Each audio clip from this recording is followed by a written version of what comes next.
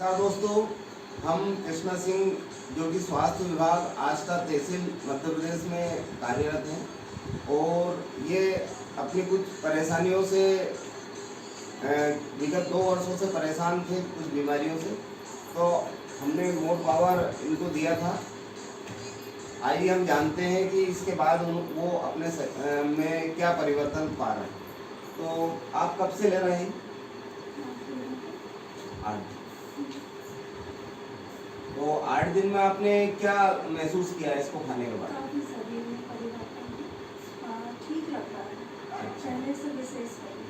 अच्छा, तो आपको मुख्य रूप से समस्या क्या थी? खांसी आना और कमजोरी। खांसी और कमजोरी थी। दोनों कंट्रोल। अच्छा, पहले आपने कहीं दिखाया था इसके लिए? एलोपैथिक इलाज तो 2 साल से चल रहा था। कहाँ से चल रहा था? भोपाल निशान श्रीवास को पहले अग्रवाल को दिखाया था, फिर निशान श्रीवास।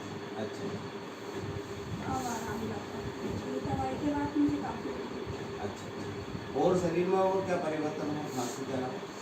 नींद नहीं आती थी, वो आने लगी। नींद आ रही है ना? बराबर आ रही। और कुछ? चल ठीक, थैंक यू वेरी मच।